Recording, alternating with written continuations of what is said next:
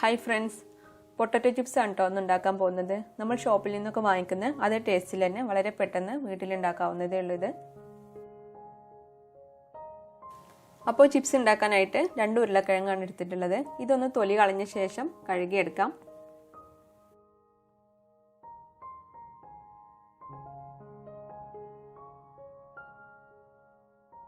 ഇപ്പോൾ ഇത് തൊലിയെല്ലാം കളഞ്ഞ് നല്ല ക്ലീൻ ആക്കി എടുത്തിട്ടുണ്ട്. ഇനി ഇതൊരു സ്ലൈസർ ഉപയോഗിച്ച് നല്ല കനം കുറച്ച് സ്ലൈസ് ചെയ്തെടുക്കാം.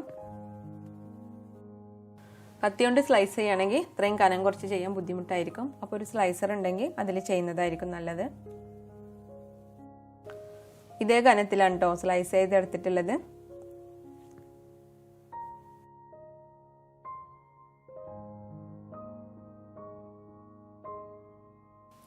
ഇനി ഉരുളക്കിഴങ്ങിൻ്റെ സ്റ്റാർച്ച് എല്ലാം പോവാനായിട്ട് ഒരു അരമണിക്കൂർ ഇത് തണുത്ത വെള്ളത്തിലിട്ട് വെക്കാം.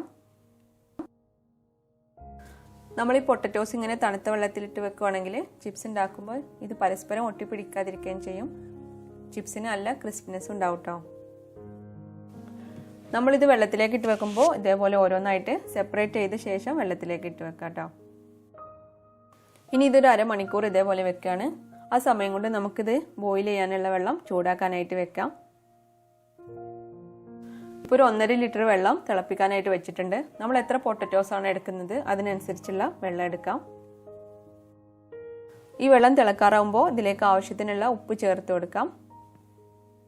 പിന്നെ ഒരു 3 ടേബിൾ സ്പൂൺ വിനാഗിരി ചേർത്ത് കൊടുക്കുകയാണ്. 1/2 ലിറ്റർ വെള്ളത്തിന് 1 ടേബിൾ സ്പൂൺ അളവിലാണ് 3 ടേബിൾ സ്പൂൺ വിനാഗിരി ചേർത്ത് കേട്ടോ. ഇപ്പോൾ വെള്ളം നന്നായി തിളക്കുന്നുണ്ട്. ഇനി നമ്മൾ സോക്ക് ചെയ്ത് വെച്ചിട്ടുള്ള ഉരുളക്കിഴങ്ങ് ഇതിലേക്ക് ഇട്ട് കൊടുക്കാം. ഇനി ഇത് മീഡിയം ഫ്ലെയിമിൽ ഒരു 5 മിനിറ്റ് തിളപ്പിച്ചെടുക്കാം.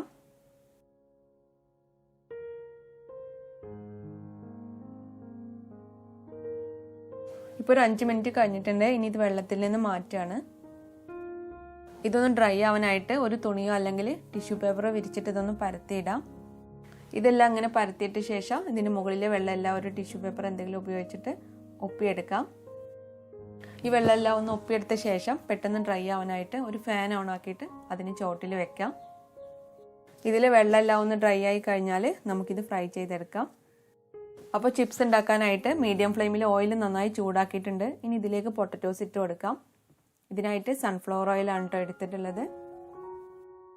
എല്ലാം ഒരുപോലെ കിട്ടാനായിട്ട് ഇത് ഇടയ്ക്കിടെ ഇളക്കി കൊടുത്തിട്ട് വേണം ഫ്രൈ ചെയ്യാനായിട്ട്. ഇനി ഇത് ഗോൾഡൻ കളർ ആവുന്നവരെ അല്ലെങ്കിൽ ക്രിസ്പി ആവുന്നവരെ ഇത് ഫ്രൈ ചെയ്തെടുക്കാം.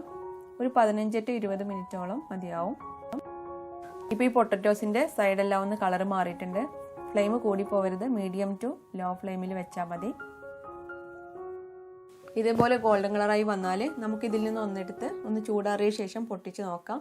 നല്ല ക്രിസ്പി ആയിട്ടുണ്ടെങ്കിൽ എണ്ണയിൽ നിന്ന് മാറ്റാം. ഇപ്പോൾ നമ്മുടെ ചിപ്സ് റെഡി ആയിട്ടുണ്ട്. ഇനി ഇത് എണ്ണയിൽ നിന്ന് മാറ്റാം. ഒരുപാട് ഡാർക്ക് കളർ ആവുന്നവരെ ഫ്രൈ ചെയ്യരുത്, പിന്നെ അതിനൊരു കൈപ്രസ് ഉണ്ടാവും. ഇതൊന്ന് ചൂടാറി കഴിഞ്ഞാൽ കുറച്ചുകൂടി ഹാർഡ് ആവും കേട്ടോ. അപ്പോൾ നമുക്ക് ബാക്കിയുള്ളതും ഇതേപോലെ ഫ്രൈ ചെയ്തെടുക്കാം. കുട്ടികൾക്കൊക്കെ കൊടുക്കാൻ പുറത്തുനിന്ന് വാങ്ങിക്കാതെ തന്നെ നല്ല ടേസ്റ്റി ആയിട്ടുള്ള ചിപ്സ് നമുക്ക് ഇതേപോലെ വീട്ടിൽ തന്നെ ഉണ്ടാക്കാൻ പറ്റും. അപ്പോൾ വീഡിയോ ഇഷ്ടമായാൽ ഇതേവരെ പൊട്ടറ്റോ ചിപ്സ് ഉണ്ടാക്കി നോക്കാത്തവരുണ്ടെങ്കിൽ ഇതേപോലെ ഒന്ന് ട്രൈ ചെയ്ത് നോക്കിട്ടോ.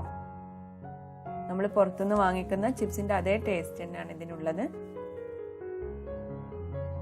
ഒന്ന് എടുത്ത് പൊട്ടിച്ച് നോക്കാം. നല്ല ക്രിസ്പി ആയിട്ട് തന്നെ കിട്ടിയിട്ടുണ്ട്. എരിവ് വേണമെന്നുള്ളവർക്ക് ചിപ്സ് ഫ്രൈ ചെയ്ത ഉടനെ തന്നെ കുറച്ച് മുളക് പൊടി അതിന് മുകളിൽ വെതറിയിട്ടൊന്ന് കുടഞ്ഞെടുത്താൽ മതി. വീഡിയോ ഇഷ്ടമായിട്ടുണ്ടെങ്കിൽ ഒന്ന് ലൈക്ക് ചെയ്ത് സപ്പോർട്ട് ചെയ്യണേ.